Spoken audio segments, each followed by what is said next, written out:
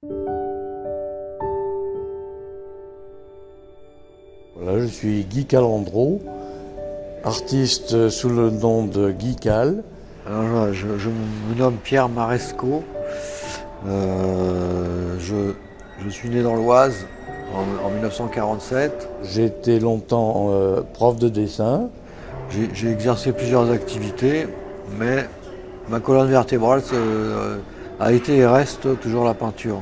Puis après, je me suis reconverti dans la sculpture. D'abord dans la céramique et puis après dans la sculpture parce que c'est là que j'ai trouvé mon terrain de jeu. Il se trouve que Guy est rentré aux arts appliqués quelques années avant moi et on est sorti en 2 ans avant que moi je rentre dans cette école et nous avons connu les mêmes enseignants. Le point commun, c'est qu'on a eu des profs communs aux arts appliqués qui nous ont influencés. Et le plus grand des hasards a fait que nous nous retrouvions dans la même région. C'est quand même assez étonnant, je trouve, et qu'on puisse reparler de tout ça presque 60 ans après, quoi. C'est ça qui est très étonnant.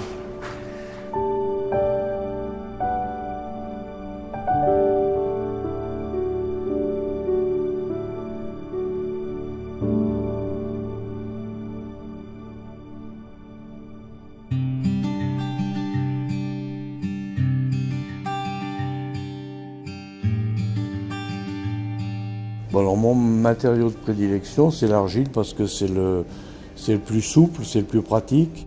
Autant j'ai fait de la sculpture sur bois, même sur pierre, la moindre erreur est fatale, on ne peut pas réparer. Alors que l'argile, c'est un bon caractère, on peut toujours faire, refaire et modifier.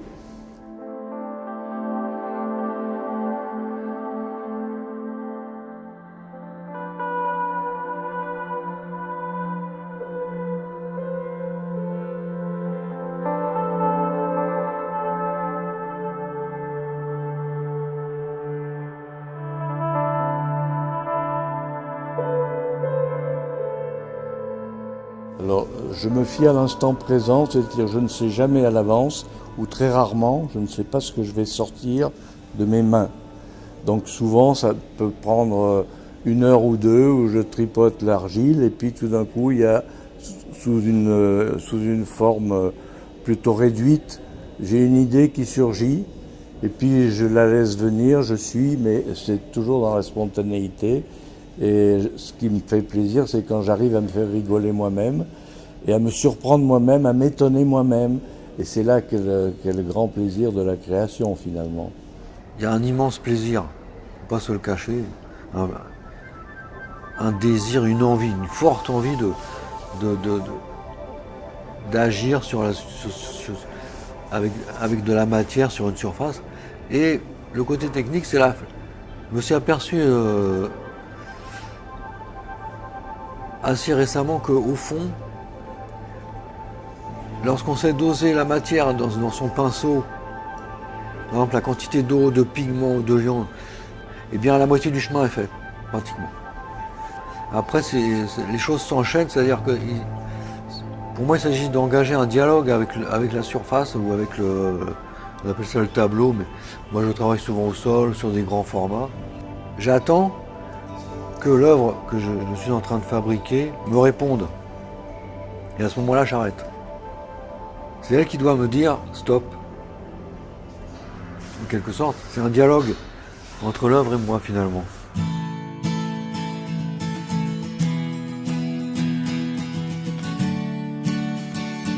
Alors les étapes importantes, c'était en premier l'école des arts appliqués. Après une scolarité épouvantable, j'ai trouvé la planche de salut en entrant dans une école d'art où j'ai passé 5 ans et où j'ai connu une période merveilleuse avec des gens passionnés et qui m'ont beaucoup influencé.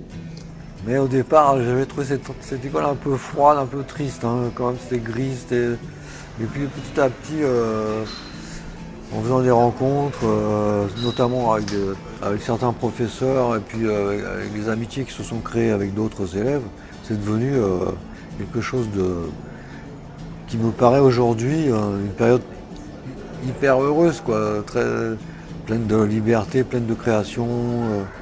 Mais c'était la vie, quoi, la vie dans toute sa dimension artistique. Et vraiment aujourd'hui, j'en ai un souvenir émerveillé, quoi. Regarde, j'avais fait ça. Ouais. C'est le portrait charnière du professeur Jacques Aramburu. Ah ok. Ah oui, d'accord. Et donc à partir de ça, alors, étant donné que cet homme a été une charnière pour moi, eh bien j'ai utilisé ce procédé d'assemblage par charnière. Ce que je veux dire surtout, c'est l'importance de l'apprentissage. Parce que quand on est 5 ans en école d'art, c'est pour apprendre d'abord à dessiner. Et on apprend à observer. Et une fois qu'on a ces bases-là, après on peut transgresser, c'est-à-dire jouer avec les proportions, on peut déformer, on peut s'amuser. Donc j'ai fait un chemin de transgression des bonnes mœurs, et c'est là que j'ai trouvé mon chemin de liberté.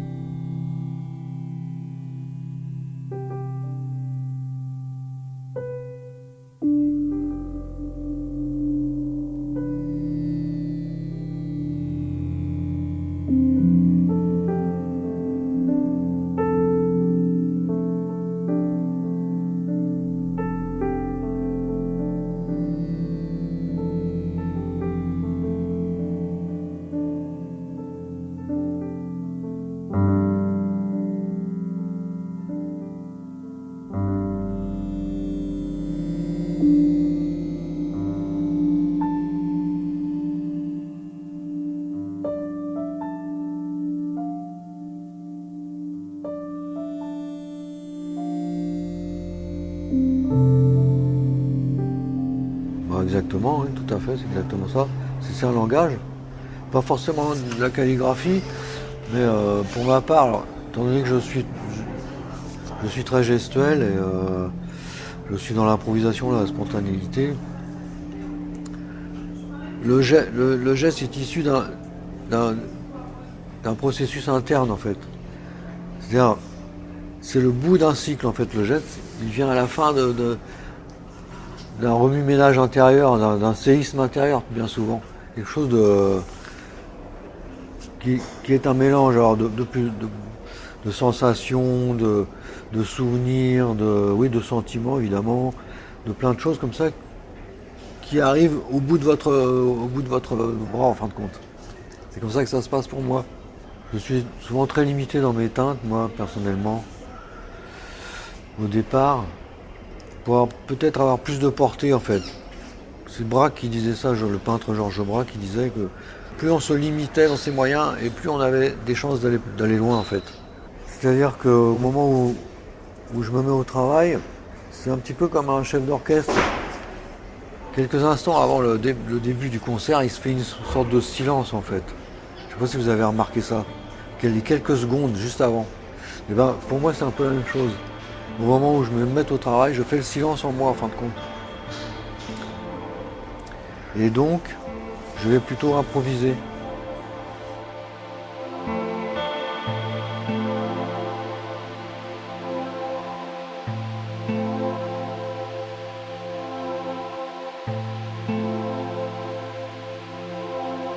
Autant Pierre Maresco, lui, part dans des univers très oniriques, très cosmiques et même à la limite.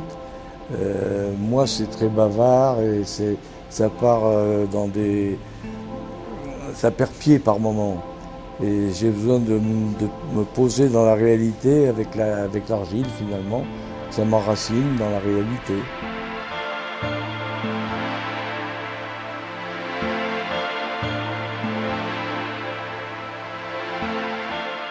Effectivement, c'est des aspects de moi-même. Et en général, c'est assez gai, c'est assez joyeux, c'est assez... Bon, il y a un côté enfantin, Et puis par moments, je touche à des choses qui me dépassent un petit peu, qui me surprennent et qui sont plus de l'ordre mythique, je ne sais pas d'où ça sort.